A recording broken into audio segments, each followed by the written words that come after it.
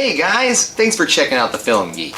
Today I'm going to talk about 5 sequels that I like more than the original. Sometimes the sequel comes out and it's actually better than the first film. Now, this is going to be a little bit different of a list. Now, I tried to keep this a bit more obscure, keep it with some movies that maybe you wouldn't hear about a lot on this list. Now, what I mean by that is, I try to stay away from stuff that's well known, better sequels like The Godfather 2, Empire Strikes Back, and it's just a couple of Mad Max 2, movies like that people know are honestly better than the original film.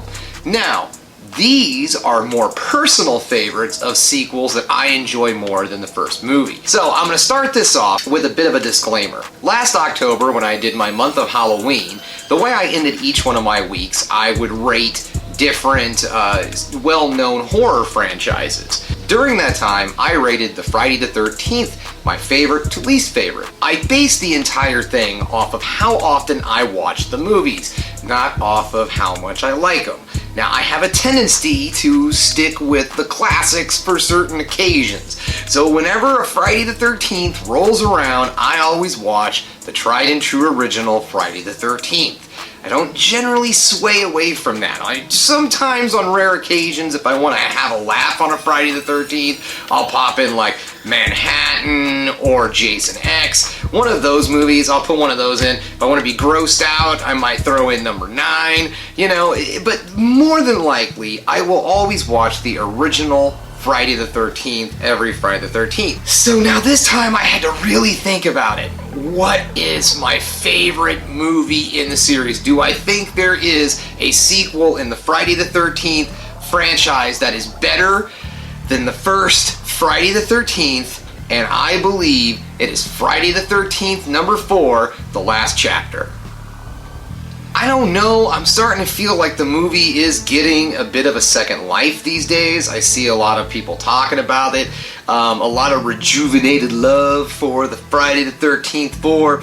Now here's some of the reasons why I like this movie more than the original. I would say this film has much better all-around acting. I'm not saying that all the actors in the first movie are terrible.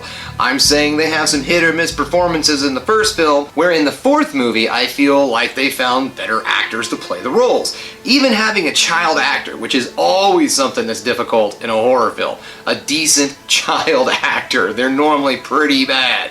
But no, we get a young Corey Feldman. Good job there, Mr. Feldman. Speaking of the acting, I would like to bring up the victims in this movie. I think the victims in this film are better than the victims that we have in the original.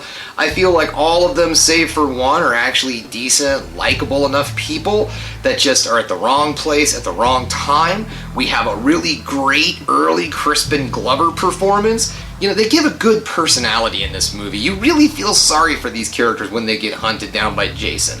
Generally speaking, in the early Friday the 13th movies, a lot of the victims are really annoying, but in this one you kind of feel sorry for them. This movie actually does a really good opening sequence, so you don't really have to watch the first 3 films. Everything gets tied up really well in a nice little package for you, and then boom, you're right into the movie. It doesn't take long, which is kind of sad when you think about it. They pretty well sum up 3 full-length feature films in minutes at the beginning of this movie. Okay, that brings me to my next sequel that I feel is better than the original, and I might get some slack for this one, because this one is Gremlins II. I love how self-aware this film is. I actually saw this movie in theaters when I was 15 years old. It was one of those classic drop you off at the movie theater situations.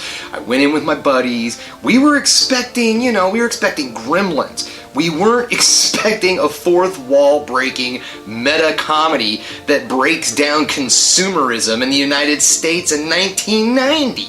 We thought we were gonna see little puppets and monsters. I laugh at this movie to this day. I love the jokes. I love the meta of this film.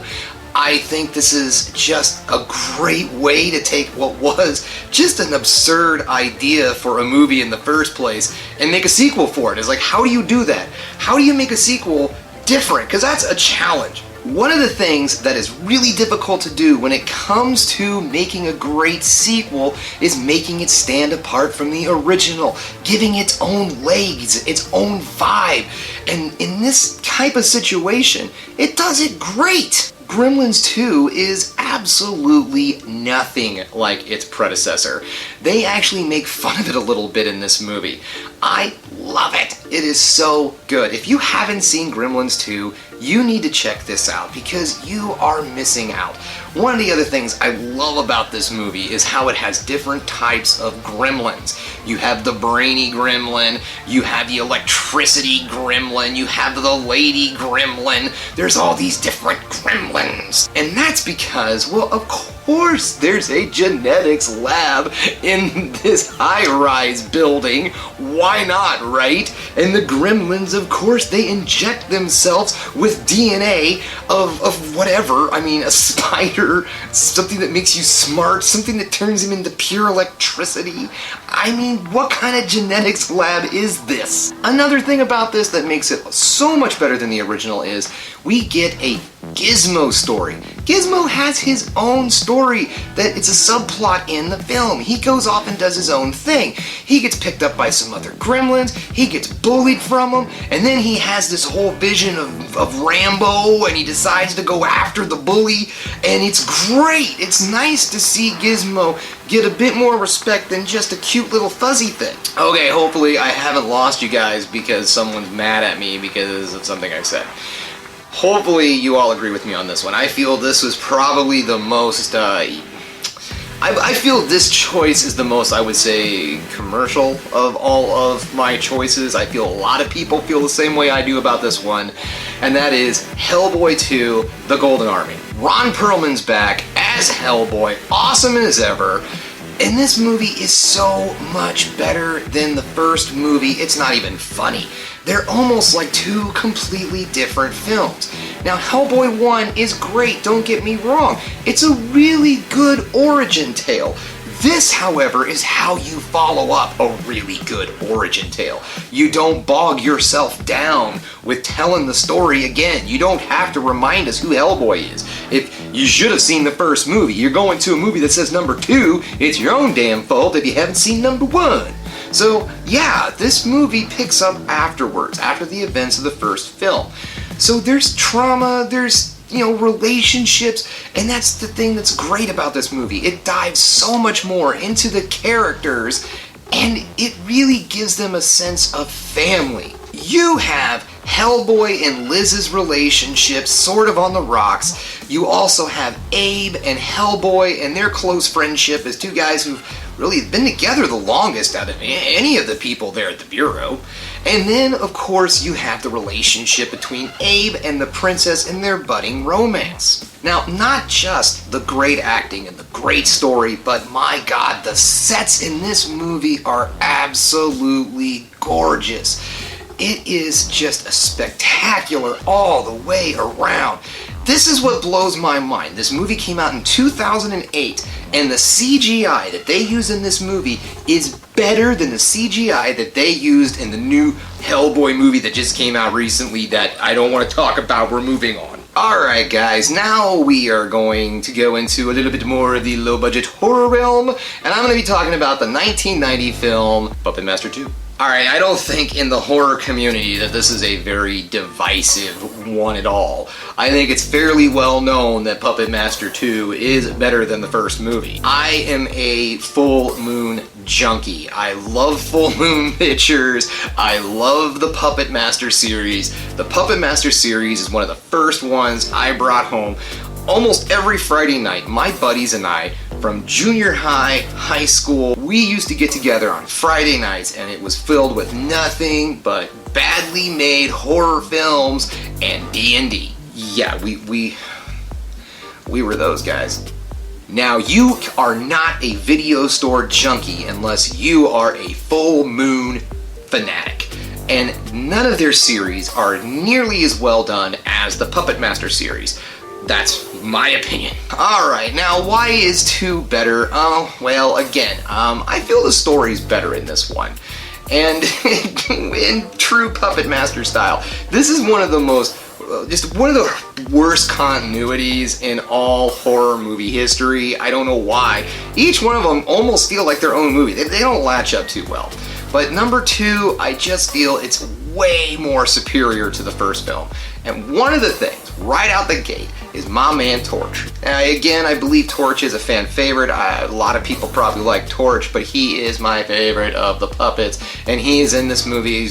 And I make the joke because he's not in a lot of the Puppet Master films because the doll's kind of expensive. I mean, he shoots fire. He's a costly puppet. What I'm trying to say is these movies are cheap. Yet all around, it's a better crafted film, the effects are better, and this one probably has more puppets.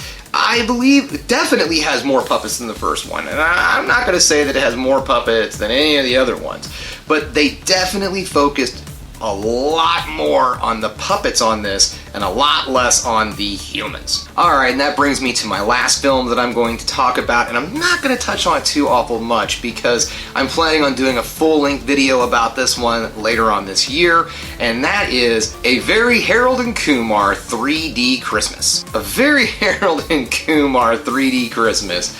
I just loved this movie.